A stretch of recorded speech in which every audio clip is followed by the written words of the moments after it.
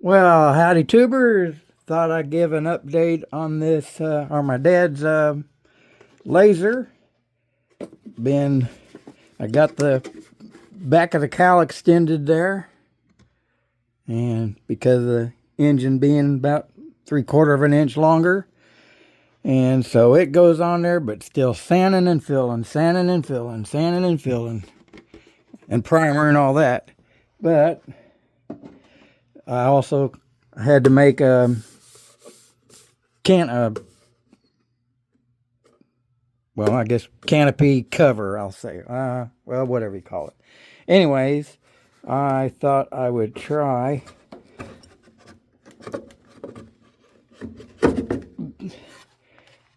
putting magnets there.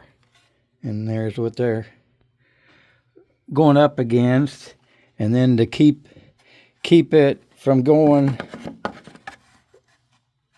side by side, because the magnets aren't, they don't locate it. It's just, well, in a way, I guess it does. But anyways, I put a pin there with there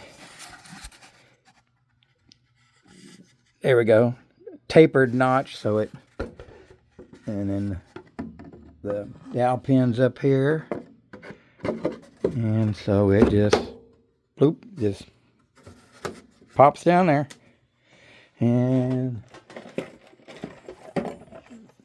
here's one of the canopies that I got.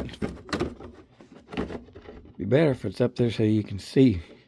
Anyways, that's one of the canopies. I got another one too, and I've got the pilot that my dad had in here.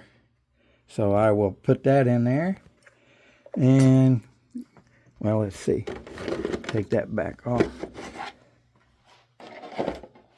Oh, got the tail brace wires on.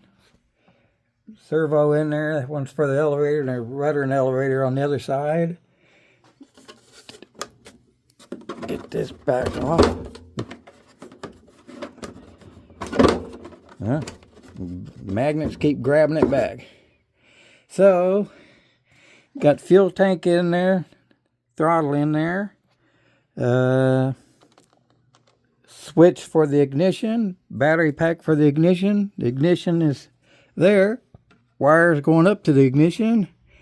Got exhaust made, and I brazed it up here on both of those, and then had it on here and soldered it here.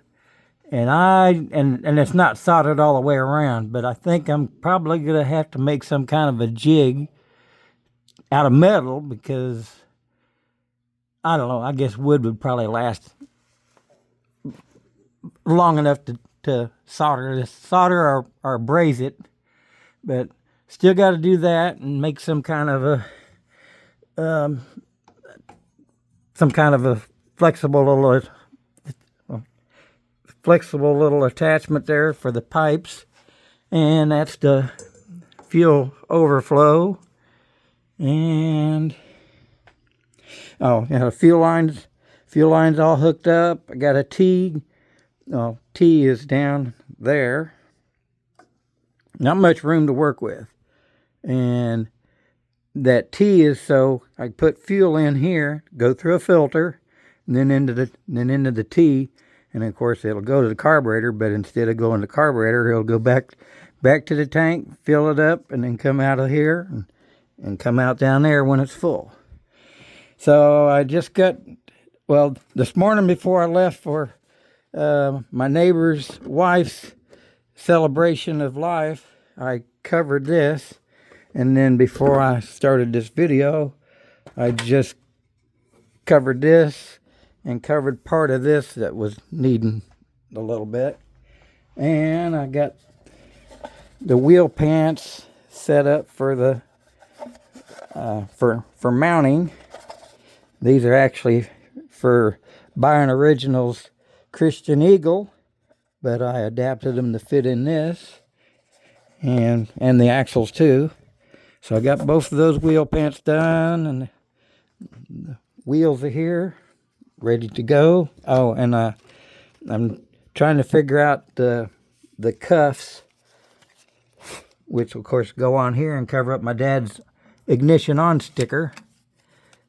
But I can do this one hand. Maybe I can't. Anyways, I got that black stuff on there to kind of make a seal to make it look better. And so that's about it. I did, well, the magnets get antsy on picking things. I did paint the inside of there black.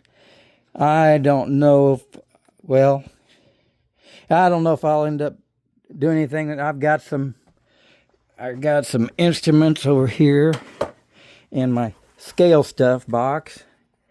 So I don't know.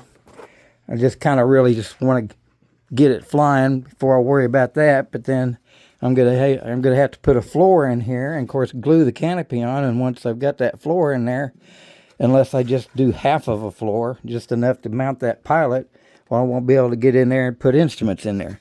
So that's still up in the air, but just thought I'd do a little video of what's going on in here. I gotta get those wires kind of tidied up. That and the receiver and a battery pack is all that goes in there. Just bunches of room since the servos are all back there. Anyways, I'm rambling on. So there you go. Had a great day at the airport with Jesus's mom and sister. They were really, really super neat and nice. And they'll be flying back to Puerto Rico on Monday. So that's where they're from. And that's where he's from too. Anyways, there you go. And God bless.